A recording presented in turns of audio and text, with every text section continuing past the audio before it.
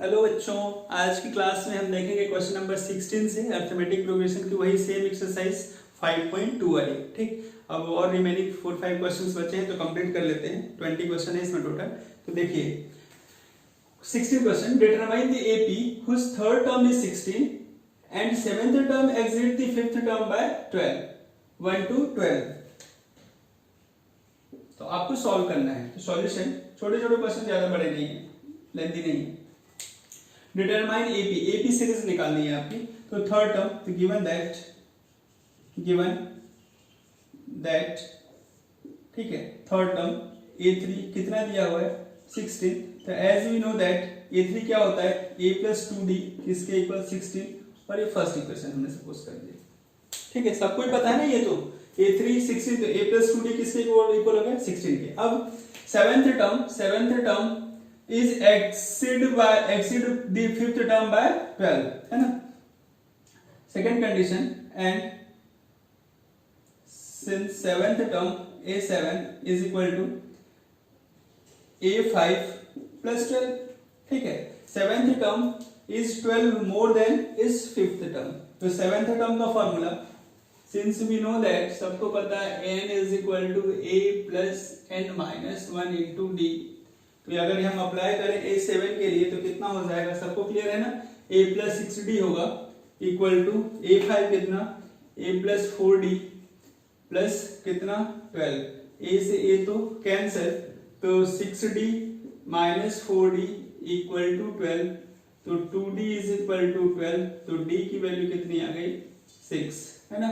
इसको हम क्या करेंगे, put in equation first. d हम पुट कर दें तो कितना हो जाएगा a plus 2 into 6 equal to 16। तो कितना 12 होगा, तो माइनस कर दे, तो 16 माइनस 12 दैट इज 4। तो a की वैल्यू कितनी आ गई 4, और d कितना है 6। तो AP क्या होगा हमारा, APs आर a कितना 4, a प्लस d होता है ना अगला, a plus d, a plus 2d, a plus 3d, है ना। तो APs कैसी होती है a प्लस डी, है ना, a प्लस 2d, ठीक ऐसी टर्म है ना। तो AP क्या हो जाएगा 4 प्लस 6 कितना 10 16 एज सो ऑन, है ना। आप 6 ऐड करते जाना, तो पहला 4, दूसरा 10, दूसरा 6, नेक्स्ट 16, है ना, सो ऑन। तो ये आंसर हो जाएगा आपका। ठीक, तो नोट डाउन कर लीजिए। आपको एपी सीरीज पूछी थी, हमने कैलकुलेट कर ली।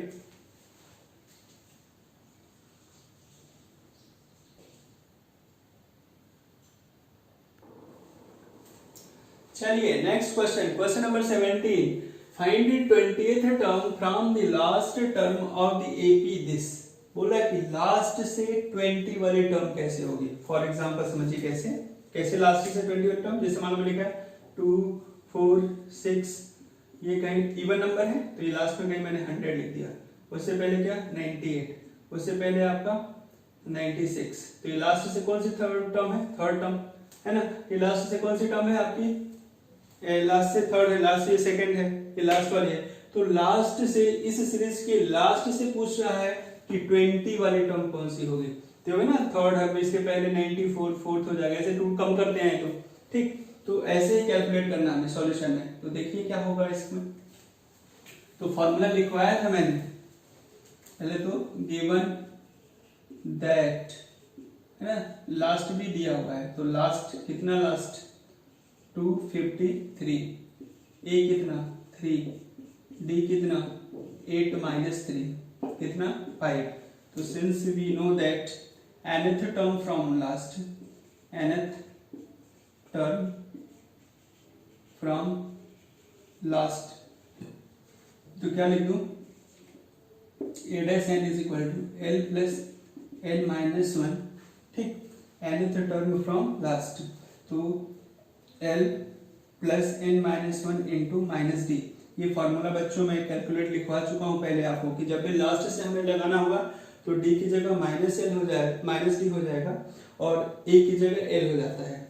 तो कैलकुलेट कर लेते हैं हम, a dash n is equal to last कितना दिया हुआ है 253 प्लस n तो कितना हो जाएगा 20, है ना। यहाँ पे n की वैल्यू हम लिखना भूल गए हैं, n इज इक्वल टू कितना 20, 20th टर्म। तो n की वैल्यू कितनी है 20 है, ये n है ना।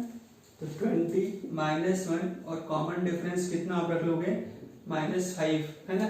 तो 253 प्लस कितना 19 इंटू 5, तो 253 माइनस 95, ठीक कर लीजिए।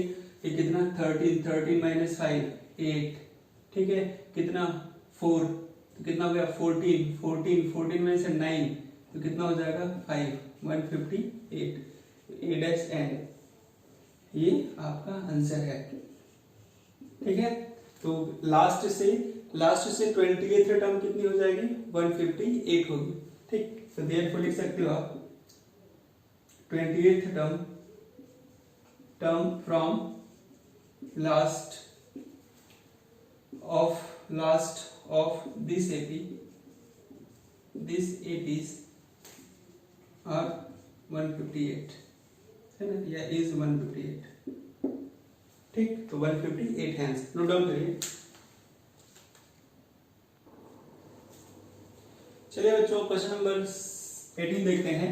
The sum of 4th and 8th term of AP is 24 and the sum of 6th and 10th term is 44. Find the three terms of AP. तो सॉल्यूशन given that क्या दिया हुआ है 4th and 8th टर्म, तो A4 plus A8 equal to कितना 24, A4 A8 equal to 24। और since we know that an is equal to a plus n minus 1 into d, ये हम फॉर्मूला यूज कर रहे हैं। तो a4 कितना होता है a plus 3d और ये हो जाएगा a plus 7d equal to 24। तो 2a plus 10d equal to 24। अगर 2 से डिवाइड कर दें तो a plus 5d is equal to 12, equation first. और यहाँ पे डिवाइड बाय 2 से पूरी इक्वेशन को डिवाइड कर दिया है ना। 2 से डिवाइड करोगे तो ये हो जाएगा ये आपका 5d और ये 12, ठीक। सिमिलरली इसी तरह आगे क्या दिया हुआ है आपका, ये तो क्या 6 और 10 टर्म है ना। तो a6 plus a10 equal to 44। तो सेम a प्लस 5d और a plus 9d equal to 44। तो 2a plus 14d equal to 44। Again divide by 2। तो 2 से डिवाइड करोगे तो a plus 7d equal to 22, equation 2, ठीक। अब इक्वेशन फर्स्ट और सेकेंड को आपको पता है कैसे सॉल्व करते हैं, कैसे, बहुत ही खूबसूरत सी मेथड होती है जिसको बोलते हैं सब्स्टिट्यूशन एलिमिनेशन, है ना। उसे सॉल्व करना है from equation first and second by elimination method.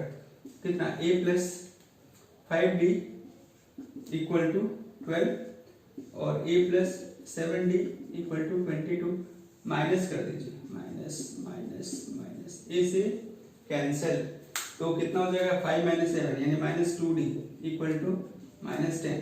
तो d इज इक्वल टू कितना 5, 14 इक्वेशन फर्स्ट इक्वेशन में हम d की वैल्यू रख देते हैं। रख दीजिए आप, आंसर बताइए क्या आएगा। देखिए -13 नहीं आना चाहिए, बाकी कुछ भी आ सकता है, ठीक है। a की वैल्यू -13 नहीं होना चाहिए, क्यों नहीं होना चाहिए देखिए क्यों। a प्लस 5 इंटू डी कितना, d की वैल्यू 5 इक्वल टू 12।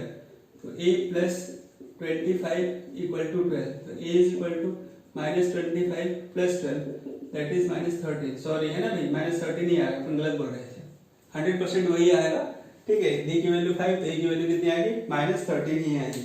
अब a और d सब मिल गया है ना, तो AP का भगवान ही मिल गया, AD मिल गया तो सभी मिल गया ना, सब उसकी चीजें आ गई, सभी चीज निकाल सकते हो। तो therefore 3 term of APs are क्या होते हैं 3 टर्म, a प्लस d और a प्लस 2d। तो ये निकाल देते हैं तीनों टर्म। सब निकाल सकते हो वैसे तो। ए कितना -13, ठीक है, -13 + 5 और -13 + 2 × 5, तो कैलकुलेट करोगे तो -13 कितना, माइनस का 5 चला जाएगा तो -8, और ये कितना फिर से 10 तो -3, तो ये आपकी ए की टर्म है, ये आपका आंसर है। ठीक है, तो लिख लीजिए बच्चों, नोट डाउन कर लीजिए, आगे क्वेश्चन देखेंगे हम। क्वेश्चन नंबर 19 बच्चों, तो क्वेश्चन नंबर 19 देखिए, सुभा राव क्या है। Subha Rao started work in 1985 at an annual salary of ₹5,000 and receive an increment of ₹200 each year. In which year did his salary, did his incomes reach to ₹7,000, है ना। किस साल में, है ना, किस साल में उनकी सैलरी 7,000 हो जाएगी। जब उन्होंने स्टार्ट कब किया था, 1995 में स्टार्ट किया, तो कितने साल बाद या किस ईयर में उनकी सैलरी 7,000 हो जाएगी, जबकि उनकी इंक्रीमेंट कितनी दे रखी है, 200 पर ईयर। तो सॉल्यूशन, भाई कोई लग रहा है कोई गरीब कंपनी में काम कर रहे हैं इसलिए इनका इंक्रीमेंट इतना चल रहा है ना, हर साल 200 होगा तो क्या हाल होगा सोचो। ठीक है, तो गिवन दैट क्या दिया हुआ है, ए दिया हुआ है, ए यानी कौन सा, फर्स्ट ईयर में कितना था उनका 5,000 है, तो ए इज इक्वल टू ₹5,000। ठीक है, कॉमन डिफरेंस भी दिया हुआ है, डी कितना दिया हुआ है 200 का, ₹200 कॉमन डिफरेंस, है ना। अब सपोज कर लेते हैं कि nth ईयर में उनकी सैलरी कितनी हो जाएगी, 7,000, है ना। तो लेट in nth year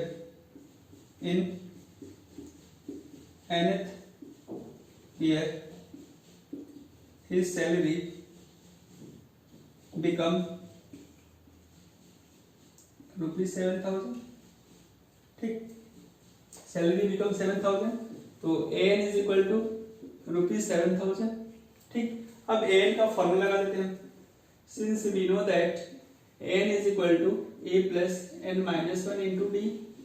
ठीक, तो n कितना 7,000, a कितना आपका 5,000 प्लस n माइनस 1 और d कितना आपका 200, इसको माइनस कर दीजिए तो कितना हो जाएगा 7,000 minus 5,000, 7,000 minus 5,000 equal to n minus 1 into 200, तो कितना हो जाएगा ये 2,000 इक्वल टू n माइनस 1, और ये तो डिवाइड में लाते हैं ना, अंदर तो मल्टीप्लाई करना ही नहीं रहता। ठीक, 0 से 0, 0 से 0, तो 20 से 2 को डिवाइड करोगे तो कितना होगा 10 इक्वल टू n माइनस 1, तो दिस इम्प्लाई 1 को इधर लाके ऐड कर दो, तो n is equal to 10 plus 1 that is 11, तो n की वैल्यू कितनी आ गई 11। ठीक, तो 11 ईयर, आफ्टर 11 ईयर उनकी सैलरी कितनी हो जाएगी 7,000, तो 11 ऐड कर देते हैं किसमें 1995 में 11 ऐड करो तो कितना हो जाएगा, ये 6 हो जाएगा, ये 0 हो गया, ये 0 हो गया, ये यानी 2006 में उनकी सैलरी कितनी हो जाएगी 7,000। हेंस इन 2006 his salary या his income become कितना ₹7,000। ये आंसर है ना। तो ईयर पूछा था कि किस साल में होगा, है ना, इधर पूछा है इन विच ईयर, तो आपको लिखना पड़ेगा कि 2006 में उनकी सैलरी कितनी हो जाएगी 7,000। एन तो निकाल लिया, अब जो एन निकाला वो 1995 में ऐड कर दो, 11 ऐड कर दिया तो 2006 आ गया, तो 2006 में उनकी सैलरी कितनी हो जाएगी 7,000 हो जाएगी। तो लिख लीजिए, इसके बाद लास्ट क्वेश्चन है इस एक्सरसाइज का, ये कंप्लीट हो जाएगा।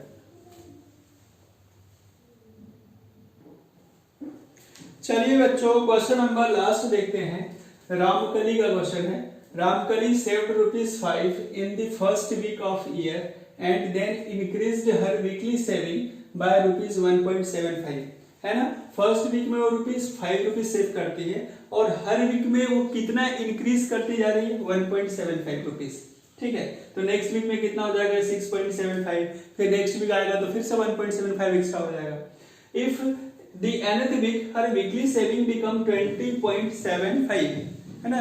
nth वीक में क्या हो जाता है, उसकी वीक सेविंग कितनी पहुंच जाती है, 5 से सेव करते करते वो 20.75 तक पहुंच जाती है। तो आपको बताना है कि कितने वीक बाद वो इतना उसके पास सेविंग हो गया। तो n की वैल्यू निकालनी है। सॉल्यूशन बहुत ही इजी है।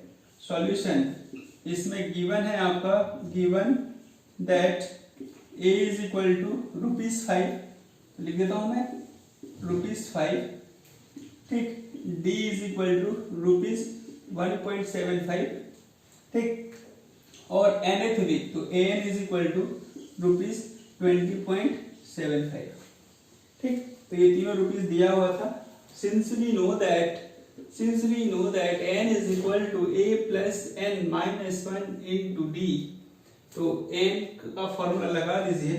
तो ये हो जाएगा 20.75, a कितना 5 प्लस n माइनस 1 और 1.75, इसको माइनस करें तो 20.75 माइनस 5 n माइनस 1 इंटू 1.75, ये माइनस करोगे तो 15.75 divided by 1.75 equal to n minus 1, ठीक।